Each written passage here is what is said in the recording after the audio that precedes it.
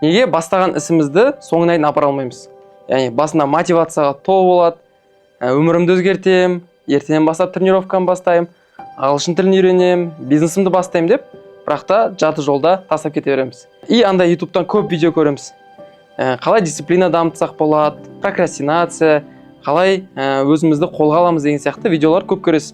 И ешқандай результат жоқ. Және де бұның себебі бар. Бүгінгі видеода біз осы дисциплина бойынша қалай бастаған ісімізді соңына дейін апару керек, қалай өзімізді қолымызға ұстап, яғни бір істі жетістікке жеткенге дейін апаруды айтатын боламыз. Сол үшін де видеоны соңына дейін көріңіздер. Видеода осы ақпараттармен сіздермен бөлісетін боламын.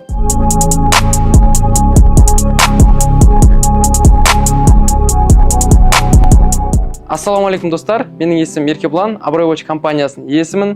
Қазіргі таңда 22 жаста $1 миллион компаниям бар. Инстаграм парақшама кіріп көрсеңіздер, ол жақта менің барлық жетістіктерім, көліктерім, жалпы бизнестарымды көрсеткен болатын. Сонымен қатар менің YouTube каналыма тіркеп кетіңіздер. YouTube каналымда жетістікке қатысты, бизнеске қатысты, өз-өзіңді дамыту бойынша көп видеолар бар. Солардың барлығын көріп, өзіңіздің ойыңызды комментарийға жаза кетіңіз. Ал тақырыпты бастайық. Көп байқаған шығарсыздар, көп адамдар бір істі бастардың алдында өте мықты мотивациямен тұрады. Яғни сізде 100%-лық сенім болып тұрады, что сіз қазір бір істі аласыз и соңына дейін апарасыз. Ең қарапайым және де барлық адам басынан өткен зат ол тренировка. Яғни мен ертеден бастап тренировкадан қалмаймын. Мен тренировкаға яғни күнделікті барам деген мақсат қояды. Және де мен де сондай болғам. И қалай болады? Сен бірінші күн барасың, екінші күн барасың, үшінші күн барасың, төртінші күн барасың, бесінші күн уже ұйықтайсың. Яғни сен тренировканы тастап кетесің.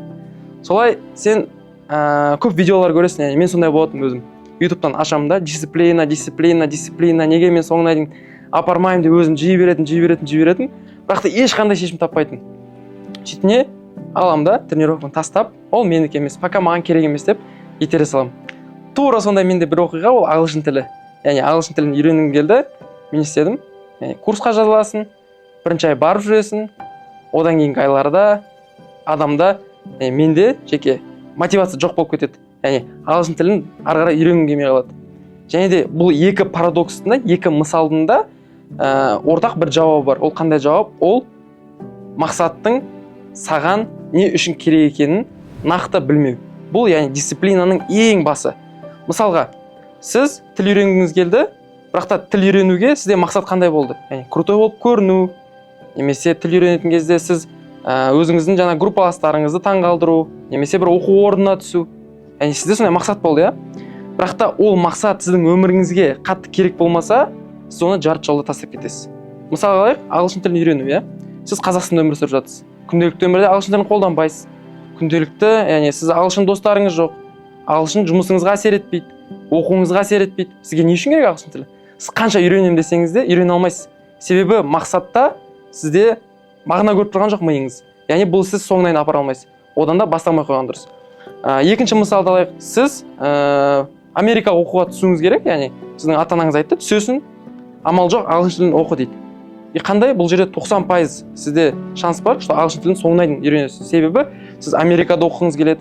Себебі сіз оған түсу үшін міндетті түрде IELTS тапсыру керек, міндетті түрде тіл білу керек деген өзіңізге нақты мақсатыңыз бар. Яғни сіз соңына дейін апарасыз. Бұл жердегі мәселе, яғни мақсаттың сізге нақты керек екенін білу. Тура осындай зат менде тренировкамен болды. Мысалы, мен көп уақыт тренировка бастаймын, тастап кетемін. Және бұның шешімін қалай таптым? Мен тренировка маған не үшін керек деген сұраққа жауап тапқаннан кейін келді. Мен қандай сұрақ қойдым? Жалпы Еркебұлан, мен тренировка маған не үшін керек? Басында менде мынандай зат қызықтыратын. Инстаграмда әдемі фотолар болады, әдемі денемен пляжда, немесе әдемі қыздар қарайды маған деген сияқты өзімнің мақсатым болатын. Бірақ та ол мақсаттар маған қатты заряд бермейді, қатты энергия бермейді.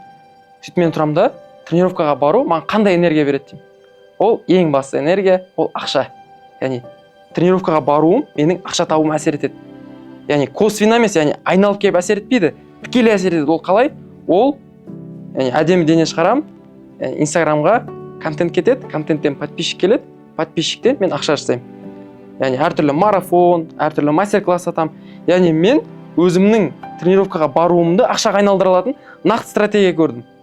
Соңында не? Мен қазір Аллаға шүкір тренировкадан қалмай жүрмін. И алда уақытта қаламын деген мүлде бір күмән жоқ. Себебі мен өзімнің мақсатымның нақтыладым, яғни мақсатымды нақтыладым и неге керек екенін түсіндім. Соның арқасында қазір тренировкаға бару мүлде қиын емес, яғни жеп-жеңіл болып қалды маған. Мүмкін бүйтіп сырт неден де көрініп тұрған шығар. Бұрын Еркебұлан мен қазір Еркебұланның яғни айырмашылығын. Және дисциплинаға қатысты өте мықты бір адамдардың айтқан сөздері бар. Роналду да айтады да, менде кейбір күндер болады, менде де мотивация болмайды тренировка жасауға. Бірақ та мен өзім желанием болмай тұрса да, яғни шабытым болмай тұрса да, мен барамын. Себебі мықты адамдар мен орташа адамдардың айырмашылығы осы жерде. Мықты адамдар ол өзі қаламай тұрса да, ол сол затты жасайды. Тура сол сияқты мықты америкалық кәсіпкер Джим Рон деген кісінің бір сөзі бар. Ол айтады, адамның өмірінде екі ғана, яғни сожаление дейді орыс тілінде айтқанда. Қазақ тілінде айтқан кезде өкініш, яғни екі ғана өкініш болады. Ол бірінші өкініш, ол яғни самодисциплинаның өкініші, яғни қиналғандағы өзіңнің стрессің, жаңа ұйқысыз түндер, таңертең ерте тұру өкініші бар. Екінші өкініш, ол өмірің бос өтіп кетіп, жас кезімде осыны жасап қалуым керек еді, жас кезде кәсіп жасауым керек еді, тренировкама баруым керек еді, денсаулығыма мән беруім керек еді деген сияқты өкініш келеді. Яғни екі өкініштің қайсысы жақсы? Яғни Джим Рон айтады да. И әрине барлық адам ол бірінші өкініштен айтады, яғни дисциплинаның өкініші, яғни дисциплинаның болі, яғни ауыры, яғни дисциплина саған ауыр болып тиеді, бірақ та соның арқасында сенде қымбат машиналар, әдемі дене, денсаулық барлығы болады. Сол үшін де ешқашан уақыт өткізіп алып, 30 жасқа келіп, 40 жасқа келіп, 50 жасқа келіп, өкініп, өмірім бекер өтті деген ой болмас үшін сіз қазірден бастап, яғни дәл қазір, дәл бүгіннен бастап әрекетке көшуіңіз керек. Және де қосымша дисциплинаға қатысты мен мынандай зат айтқым келеді. Кез келген нәтижеге қол жеткізу үшін адамның миында жетістікке жету циклы қалыптасу керек. Оны мен басқа видеолар айтқан болатынмын. Сол видеолардың бірі ол яғни кәсіпкердің болу керек әдеттері туралы видеом. Соны каналымнан көрсеңіздер болады. Сол жерде бір әдеттердің бірі ол яғни жетістікке жету әдеті. Яғни адам жетістікке жетпей тұра алмайды. Яғни бұл әдетті қалай қалыптастырамыз? Ол әдетті біз мақсат қоямыз. Басында мақсат не үшін керек екенін түсінеміз, мақсат қоямыз, артынша әрекет жасаймыз. Әрекеттен қателік болады, қателік жөндейміз, анализ жасаймыз, және қайтадан әрекет жасаймыз. Қайтадан әрекет жасағаннан кейін бізде нәтиже болады. Нәтиже болғаннан кейін бізде өзімізге өзімізді марапаттаймыз. Яғни осы цикл аяқталған кезде бізде нәтиже болады. Мысалы, көп адамдар еңбек етеді, бірақ та олар бақытсыз. Неге? Себебі олардың еңбегінің артында ешқандай марапат жоқ өзіне. Мысалы, найымда жұмыс жасайтын адам, таңертең барады күнде, кешке қайтады, таңертең кешке дейін еңбектеніп жұмыс жасайды, бірақ соңында өзінің арманындағы үйінде емес, арманындағы машинада емес, яғни өзі қаламайтын өмір сүреді. Яғни бұндай адамда өмірге деген талпыныс қайдан болады? Болмайды ондай адамның өмірінде. Ал екінші адамды алайық. Ол адам еңбек етеді, қиналады, терлейді, пахать етеді, яғни орыс тілінде айтқанда. Бірақ та соңында ол адамды керемет машиналар, керемет үйлер, яғни путешествие, саяхат барлығы күтіп тұрады. Бұл адамда ары қарай еңбек етуге, ары қарай қиналуға мотивациясы қандай болады? Әрине жоғары болады. Ол адам айтады, қазір қиналамын да, артынша менде мықты нәтиже аламын. Тура сондай мысалдардың бірі ол ораза. Яғни адам ораза ұстаған кезде таңертең аузын бекітеді, күндіз бойы тамақ ішпейді, су ішпейді, яғни аузы кеуіп кетеді, қатты шөлдейді, яғни ауыз ашар уақыты болады. Ана суды ішкен кезде ол оразаның ләззатын сезінеді. Тура сол сияқты, яғни кез келген ләззат ол дефициттан артынша марапаттау болған кезде адам өте мықты дофаминді алады. Сол үшін де өмірлеріңізде осы циклды міндетті түрде орындалатындай жасаңыздар. Яғни әрекет артынша нәтижемен өзіңізді марапаттап отырыңыздар. Егер видео пайдалы болса, каналымызға тіркеліңіздер.